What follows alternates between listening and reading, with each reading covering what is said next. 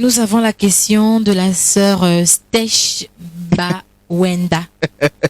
Elle a posé la question en disant « Donner la dîme amène au paradis ?» C'est la première question de la sœur. Ensuite,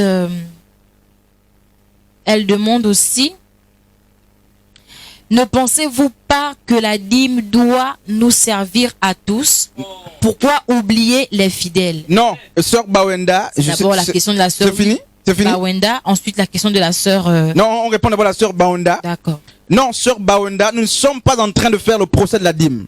Sœur Bawenda, si tu ne suis... La dîme aussi est un salaire. La dîme n'est pas un salaire. La dîme est une forme de salaire que les pasteurs ont transformé. La dîme... Les pasteurs sont là, ils mangent la dîme. La dîme est un salaire. La dîme, frère Yann... La dîme peut être c'est une forme de salaire.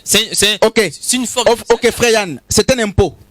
Hier. Oui. Alors, je ne sais pas à quel niveau la sœur Bawenda et les autres se trouvent par rapport à la conception qu'ils ont de la dîme. Mais selon le salaire. Selon la loi de Moïse, je suis d'avis avec vous que la dîme est un salaire des Lévites. Oui. Mais les Lévites n'existent plus parce que les Lévites n'avaient ni part ni héritage. Dieu, on existe sous une autre forme. Non, mais si on existe sous une autre forme, soyons bibliques. La Bible est claire, le sacerdoce étant changé, il y a nécessairement changement de loi. C'est le sacerdoce lévitique qui disait que le lévite ne devait pas travailler. Nous ne sommes pas lévites. Frère Yann, tu es étudiant. Il y a d'autres qui peuvent. Le problème, c'est que nous devons, en tant que pasteurs, simples ouvriers, user de nos mains, de nos membres pour se nourrir. Le problème, c'est cela. Donc, je ne suis pas en train de condamner l'aide qu'on doit apporter au chantre. Au contraire, ces pasteurs qui sont ventrifichus, tout ça à cause justement des offrandes, et oubliant ainsi au passage les moteurs de leurs assemblées, les chantres et même de la sécurité, mais sont en erreur. Donc, sœur Bawenda, mais malheureusement, nous ne sommes pas en train de faire le procès de la dîme. Et par rapport à la dîme, nous te conseillons de lire Deutéronome 14, 22 à 29 pour comprendre que il n'y a plus d'église aujourd'hui. Je ne suis pas sûr qu'il y a 4 ou 5 églises, même dans notre pays au Gabon, qui payent la dîme en fonction des textes bibliques. Donc nous ne sommes pas en train de faire le procès de la dîme. Et si la dîme doit être payée, mais il faut qu'elle soit partagée avec tous ceux qui évoluent à l'église. Donc, est-ce que la dîme amène au paradis? Non. Malheureusement, la dîme n'est pas salutaire. Que tu payes la dîme ou pas, ton salut ne dépend pas de la dîme. Voilà, Ephésiens 2, 9. Ephésiens 2, n'est-ce pas, 8 à 9 dit que nous sommes sauvés par la grâce au moyen de la foi. Et donc la grâce n'a rien à voir avec la dîme. La dîme n'est pas salutaire. Donc frère Yann, c'est vous qui encouragez ce pasteur. Bien sûr, parce que, frère Yann, c'est vous qui avez vous-même voulu être toujours habillé en veste dans les comités des chantres. C'est une organisation humaine qui coûte cher aujourd'hui. La Bible dit que faire frère quand vous vous retrouvez, que celui qui a un chant apporte une parole, une exhortation apporte, un témoignage apporte. Mais nous, on est sortis de là, on veut avoir des méga church, des chantres toujours habillés en veste, avec des chaussures qui coûtent très cher. Mais après, on ne s'en sort plus. On ne s'en sort plus parce que la simplicité a disparu. Alors tu me racontais l'histoire de justement... Non, prends le micro, mes frères. Homme de Dieu, avant que ça ne quitte, ça ne tombe au fait. Ça quitte la botte de d'abord. C'est où là? Le pasteur vient qu'en veste. Le pasteur vient en veste, il contamine les autres, homme de Dieu. Non, mais... Ça quitte de là-haut. Non. Yann, vous ne devez pas prendre des déviations des gens. Si le pasteur vient en veste parce qu'il a ses moyens, mais ça ne regarde que le pasteur. Ça ne regarde que le pasteur. Il y a des assemblées. Tu viens mal habillé. Le pasteur. Maman, c'est pas l'ordre ne vient pas des membres de la sécurité, hein, des pasteurs. Tu es mal habillé, tu es derrière. C'est pas nous. Nous on est subis juste. On est sous l'autorité au fait. Non, frère Yann, excusez-moi, pasteur, si vous avez terminé votre intervention. Non, frère Yann, on ne peut pas dire que l'homme de Dieu se nourrit de la dîme. Ça, je ne suis pas d'accord avec ça. Non. Oui. C'est la réalité, c'est vrai. Mais on peut aussi... Oui, je sais. Mais ne dites pas que parce que l'homme de Dieu est en veste, que ça veut dire qu'il a acheté cette veste-là avec l'argent de la dîme. Je n'ai pas dit tous les hommes de Dieu. Oui, on est en train de parler dans ce cadre-là. Restons dans l'atmosphère que nous sommes. Nous sommes dans l'atmosphère des hommes de Dieu. C'est trop, s'il faut dire. Homme de Dieu, je ne seulement pas l'exemple. Moi, je priais à Port-Gentil dans l'église de Chuchu du ciel. Oui. Que paie son âme. Lui, il partait en Amérique, il nous amenait les photos. Il partait en France, il nous amenait les photos. Mais maman, c'est pas lui qui payait le... Fuchu Lycée ne travaillait pas. Il ne travaillait pas. Vous êtes sûr qu'il n'avait pas une activité maman, connexe? Bien aimé. Ma grande soeur personnellement, homme de Dieu. Mais pourquoi l'homme de Dieu? Il m'intervient, homme de Dieu. Le pasteur Chuchu du ciel, lui, quand il venait à l'église, c'était les offrandes de 1 million. Ma grande soeur personnellement, après, moi je ne donnais pas les dîmes, je ne vais pas vous mentir. Ma grande soeur donnait 20 000, je gardais dans ma poche parce que je savais que c'était pas Dieu qui était là. Il part en France, le peuple souffre. Mais les hommes de Dieu, lui ne mangeait, vous buvez de l'eau, de la pompe de LCG. Lui il ne boit que du lait. Payé par les offrandes de l'église, homme de Dieu. Comment vous êtes sûr que c'était... Moi, personnellement, j'ai géré le mot homme de Dieu. Mais l'homme de Dieu dit, je pars en Amérique, cotiser pour mon billet. Il part en Amérique, homme de Dieu, je vais vous surprendre. Mon grand-père a un motel à Estefo. Moi, je reçois un homme de Dieu qui vient avec le paquet d'argent écrit dîme. Il nous paye la chambre d'hôtel écrit dîme. Il paye les gadgets avec l'enveloppe écrit dîme. Vous allez me dire quoi? Homme de Dieu pas même fait ses pratiques avec des dîmes. Il pas payé l'onganga pour augmenter l'onction avec vos dîmes, homme de Dieu. Il bloque même vos poches. Mon frère, je pense que tu ne dois pas voir ce que l'homme de Dieu fait. Hein? Non. C'est-à-dire, Dieu nous recommande de donner, tu donnes, mais la destination que ça prendra, ça ne te regarde plus. C'est comme ça que vous allez détruire l'église. L'église sera remplie des imbéciles qui auront du mal à dire la vérité. Homme de Dieu. Un homme de Dieu est dans du faux. Faut dire homme de Dieu, tu es dans le faux. Nous sommes tous des frères. Il est homme de Dieu. Nous tous sommes hommes de Dieu. Nous tous sommes ouvriers. L'homme de Dieu vient de l'homotel. Je dis homme de Dieu, tu es un sorcier. Parce que c'est pas un homme de Dieu, c'est un diable. La parole est claire là-dessus. Il y aura des vrais et des faux. Homme de Dieu. Alors, si vous faites du mal, je vous dirai que vous faites du mal. Alors, le frère Frédéric dit que Dieu vous demande de donner, il faut donner. Dieu demande de donner à qui? Au pasteur? Non. Dieu dit que la vraie religion, c'est s'occuper des veuves et des orphelins. Voilà. Dieu demande de donner à qui? Pas des pasteurs. Moi, je dis non. Voilà. Non, mais c'est pas un mal. Nous ne sommes pas contre. Non, nous devons nous assister. Non, frère Yann. L'homme de Dieu part en vacances, c'est nous qui payons ses billets. Par rapport à quoi vous payez son billet? Il doit prendre son argent. C'est pas pour... L'homme de Dieu marche sur les gens. Oh, maman, papa, c'est Dieu qui demande ça. Frère Yann. Il boit du lait, il mange du caviar pendant que nous on souffre. Papa, il y a des mamans qui souffrent dans l'église. Paul a dit, frère Yann, vous avez pour Dieu, ils ont pour Dieu leur ventre. Et plusieurs ont tenu injustement captive la vérité. Ce sont des non, on ne cache pas la vérité. Je suis contre ces déviations. Ce sont des déviations. Les vacances de l'homme de Dieu doivent être assurées par ses propres moyens. Sauf si il y a des volontaires, des fils, c'est pas mauvais. Mais ça ne revient pas à l'église de s'occuper des affaires personnelles d'un pasteur. Les nécessiteux sont ceux à qui, n'est-ce pas, ceux vers qui Dieu nous a envoyés. La vraie religion, c'est Jacques 1,28 qui le dit, consiste à visiter pas les pasteurs, pas les pauvres et les orphelins. Et frère Yann, je te comprends parfaitement. Parce que lorsqu'on regarde aujourd'hui la configuration de nos églises, les pasteurs, ont pris le peuple pour des vaches à lait. Ça, je suis très d'accord avec toi, mais ce que je te fais comprendre, c'est quoi? Je ne suis pas en train de faire leur procès. D'ailleurs, je dénonce ça à tout moment. Ce sont des déviations, parce que pour moi, les biens de l'église sont les biens de tout le corps de Christ. Et ceux qui sont à l'intérieur, et ceux qui sont à l'extérieur. Mais toi, en tant que chantre, vraiment j'insiste, en tant qu'ouvrier du Seigneur, pose-toi la question, pour qui est-ce que je travaille? Qui m'a embauché? N'est-ce pas? Qui t'a embauché? Est-ce que c'est l'homme de Dieu en question qui t'a embauché? C'est la femme de l'homme de Dieu qui t'a embauché? Ou c'est le royaume, c'est Dieu qui t'a embauché? Alors si c'est Christ qui est ton rémunérateur, c'est lui qui t'a embauché, mais il faut crier vers le Père. Il faut crier vers le Père qui t'a embauché et non vers le pasteur. Et les déviations des pasteurs, je disais, sont encouragées par vous les chantres. Pourquoi? Mais parce que vous ne parlez pas, frère Yann. Combien de fois avez-vous pris, puisque vous dites que lorsque l'homme de Dieu est en erreur, il faut aller vers lui. Je vous pose une question très simple.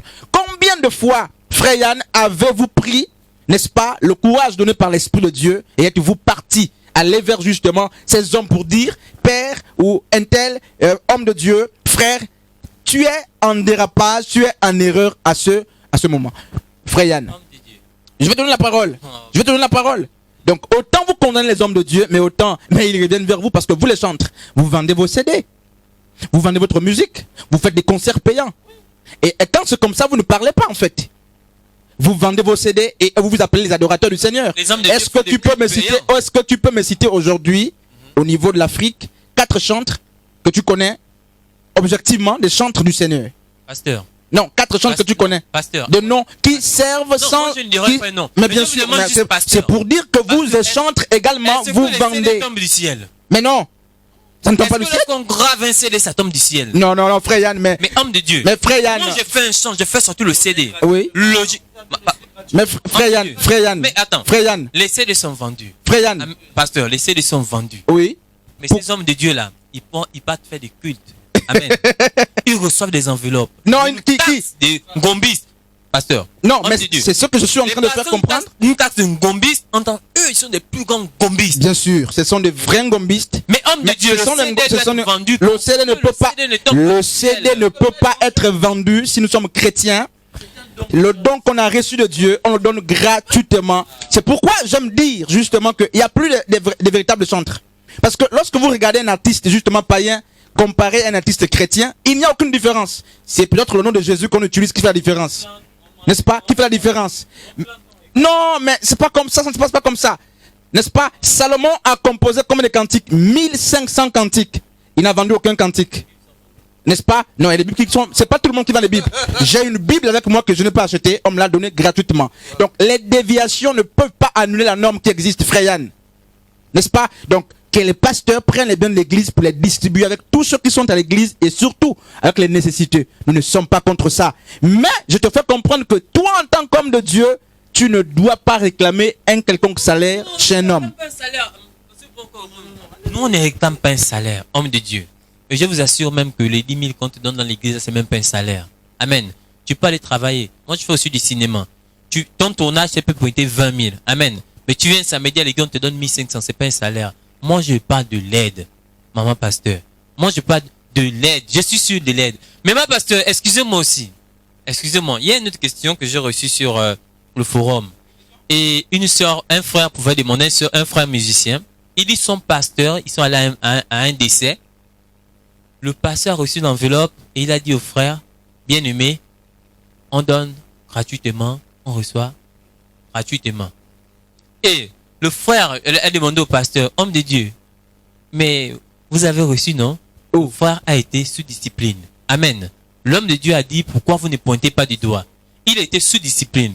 Mais le frère me demandait aussi, bien aimé, est-ce que quand je pars dans un décès, moi je ne dois pas demander de l'argent? Donc telle est la question.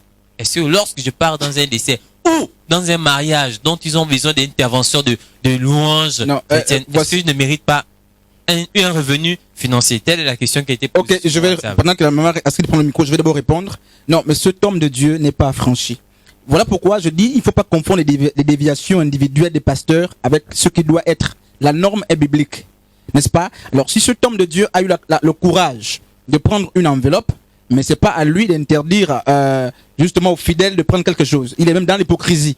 C'est une déviation. Et donc, la Bible dit quoi? Pleurez avec ceux qui pleurent et réjouissez-vous avec ceux qui se réjouissent. Est-ce que lorsque Jésus a assisté Marie et Marthe qui avaient perdu leur frère Lazare, est-ce qu'il a demandé un quelconque salaire? Non. Est-ce que Jésus a demandé un salaire lorsqu'il a ressuscité Lazare? Non. Donc, si vous les chantres, vous allez assister vos frères, moyennant l'argent, ne vous appelez plus chantres. Vous êtes des commerçants. Vous êtes des marchands. C'est ce que je nous fais comprendre. Et je comprends que les chantres ont faim, comme les pasteurs ont faim. Je sais, il y a la soif. Vous avez faim. Mais, quand vous arrivez à ce niveau, acceptez quand même que vous êtes en erreur. Ne prenez pas les pasteurs pour modèle. Ce sont des hommes qui peuvent dévier à tout moment. Donc ne dites pas parce que le pasteur a fait, moi si je veux faire, il n'est pas condamné, je ne serai pas condamné. Si un frère va dans un mariage, presté qu'il est payé, oui, que ça vient d'une manière délibérée. C'est pas un péché si le frère est béni en retour.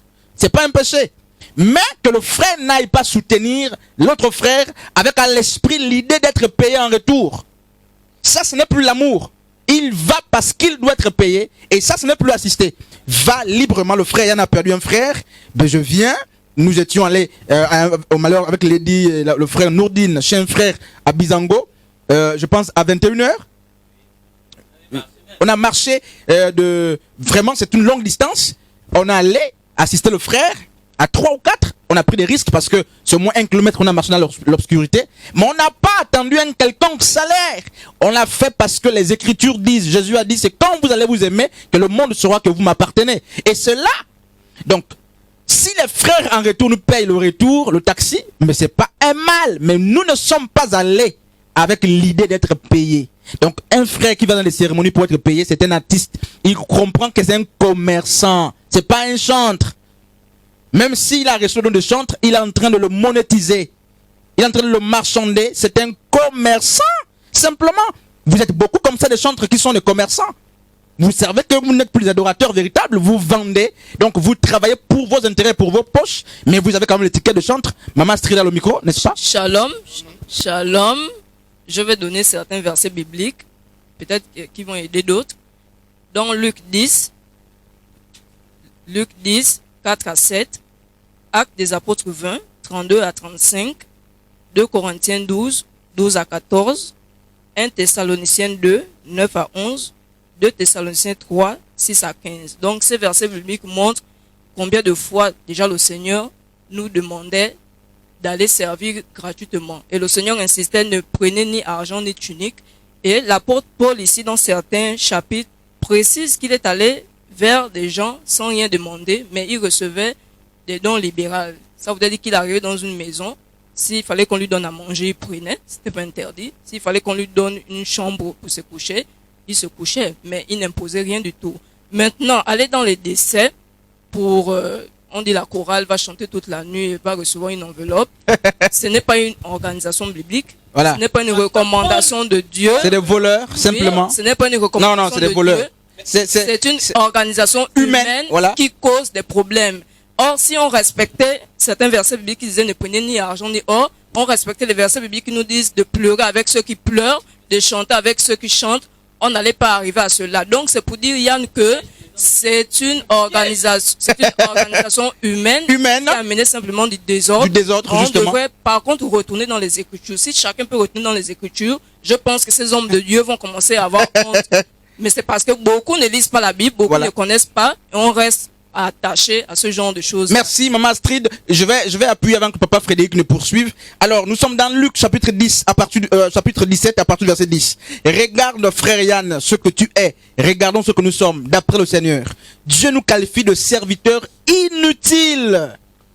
Vous donc, de même, quand vous aurez fait tout ce qui vous a été ordonné, dites, nous sommes des serviteurs inutiles, nous avons fait ce que nous devions faire. Un serviteur inutile n'attend rien.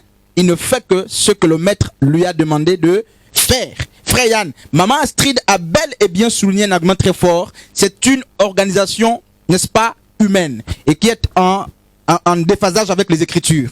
Vous allez assister, et puis les petites chorales qui viennent à la mort, mais c'est les païens, n'est-ce pas? Ils viennent chanter des petites mélodies et des chants, Seigneur, nous t'aimons, sans connaître même la vie de celui qui est parti ou de celle qui est partie. Dans l'hypocrisie. Quelqu'un qui était franc-maçon, satanique, vous connaissez la vie de la personne, vous avez vu ses fruits, et par hypocrisie, mais venez assister, oui, mais vous voulez adorer. Et quand vous adorez, dans l'hypocrisie, non seulement c'est l'hypocrisie, à la fin, vous attendez l'enveloppe, et lorsque cette enveloppe n'arrive pas, mais c'est des bagarres, n'est-ce pas? Et donc, voici des choses qui divisent l'église. Et on a dit au départ, n'est-ce pas, que ce sont des déviations qu'il faut condamner.